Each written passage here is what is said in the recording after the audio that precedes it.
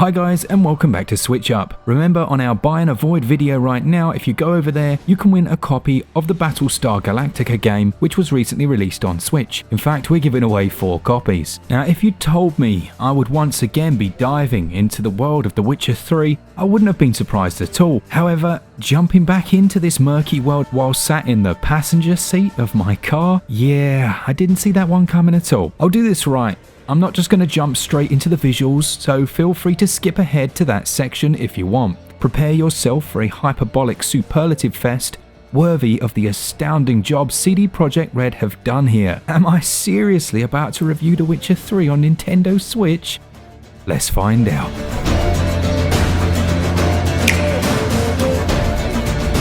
If you're unfamiliar with the series, then you play as Geralt of Rivia, Witcher by day and Witcher by night as well, actually. For a negotiable quantity of gold, he'll handle any pesky monster problems you may have, and in his spare time, aside from taking baths, he enjoys the company of companions. The beauty of The Witcher is how seamlessly they integrate you as a player within a world racked by its own man-made turmoil, with an ongoing war and several conflicts still fresh in its recent history. The moment-to-moment visual storytelling is a key aspect to the series, but never was it done on quite this scale. Walking through piles of corpses or the hanging bodies of war-ravaged victims which litter the countryside sit in stark juxtaposition to the latter cities and towns of the game. The tale will lead you across what feels like years of in-game time, with strange and unique quests. Even that bloody goat are both charming and heart-wrenchingly difficult sidelines to ignore. The Witcher 3 strikes the perfect balance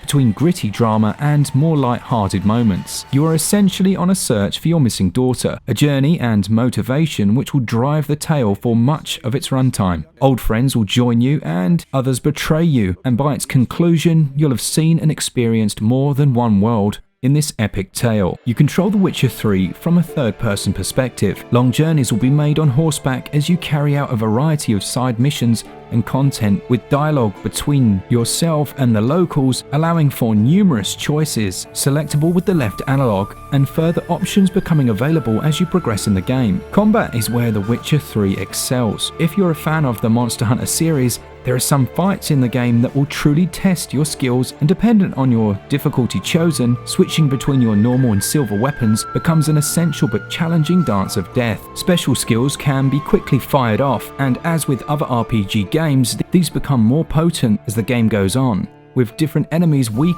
to certain ones. Your Witcher senses see the screen warp and shift with a fisheye lens and allow you to search for clues and highlight blood stains and other such bodily or monster material for further investigation. You'll find yourself traipsing around in this mode often, looking for vital clues, and they're cleverly fed into the main and side questing experience. The final aspect to the gameplay of The Witcher is the sheer unbridled freedom it brings. If you can see it, then you can go there. Bringing up your map is easy enough, and while in the earlier game you're limited to the area you can traverse, the world opens up in the second half, allowing almost limitless freedom. This includes the ability to take a boat out into the mirror-like water and dive for buried treasure. On that subject, much of my original game time was spent seeking out buried treasure from the multitude of maps dotted about the game world, be it on a scrap of paper left on a corpse or hidden away in a rich lord's wardrobe. The adventure exists way outside of the core story. One of the nicest aspects of The Witcher 3 from a questing standpoint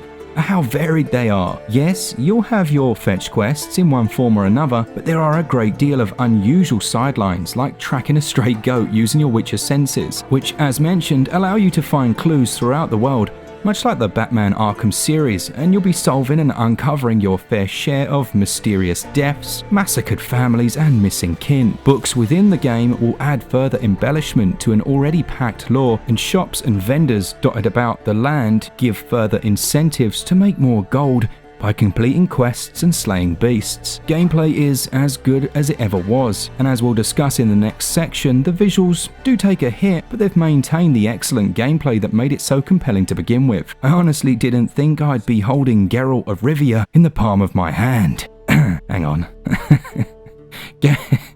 Gameplay scores 19 out of 20. It controls well on Switch with similar button layouts from its console counterparts. Summoning your horse is as easy as a whistle with a button push, and the combat lock-on and heavy and light attacks are all present and correct. The only negative in terms of controls really comes from using a controller in the first place. As I previously played with a mouse and keyboard, you might in the heat of battle struggle to quickly whip the camera around, whereas back on PC I found it a touch easier. It really isn't an issue at all. I also would have loved motion controls, but perhaps that's really getting a little bit greedy. For me, controls score 18 out of 20.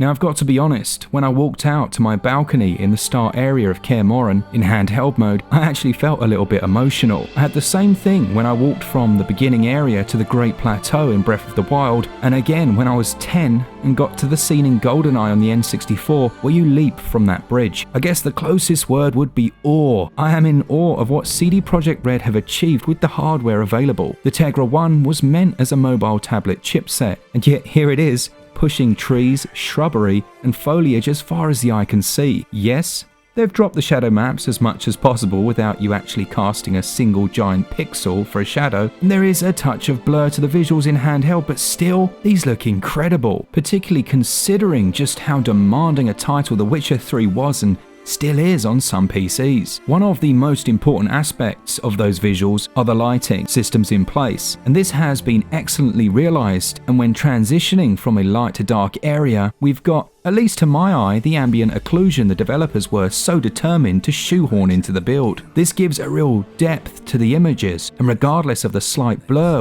when in motion, the game looks excellent. Reflections and transparency have miraculously also made it across, with Geralt reflected in the water of his bath and the movement of trees shown warped through the frosted glass of a room. As if to show off further, CD Projekt Red have included options to remove the fisheye effect if you so choose from the menu, as well as allowing you to turn off the motion blur and general blur if needed. In terms of performance, the game's targeting 30 frames per second, and of course it doesn't always achieve that, but it does do a great job of either masking dips with that motion blur while also maintaining control fluidity or dynamically scaling the visuals to increase performance. For the most part, it's a wonderful experience to be had in handheld, but realistic expectations must be in place. You have that slight blur there, sure, and load times, they're okay.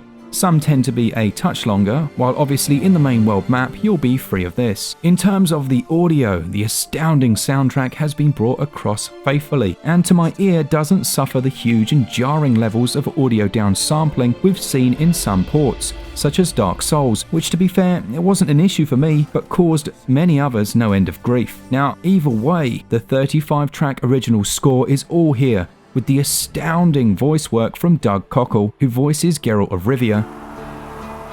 Guess she prefers practice to theory. And the multitude of other cast members also doing an excellent job. Visual scores 19 out of 20. They still look fantastic regardless of the slight downgrade, and getting lost in this world on the go is quite literally insane. Audio scores 20 out of 20, with a wonderful score and outstanding voice work throughout its lengthy runtime. Now the game costs £49.99, €59.99 or $59.99. It includes all of the DLC released so far and also comes on a single physical cartridge, if that's the route you choose to go. In terms of value, you're looking at anywhere between 100 to 300 hours of gameplay, and we aren't talking stale, filler-filled gameplay, but rich, story-filled and often challenging content. I and many others will be more than happy to spend that time all over again, and I feel CD Projekt Red couldn't really do any more in terms of the content and effort put into bringing this over to the Switch. If you're not intending on playing it in handheld though, and you just want to experience it for the first time, then obviously you should be looking elsewhere, as you'll save money and really have a superior visual experience. As for me and my house, we'll be witchering on the go. Value scores 18 out of 20.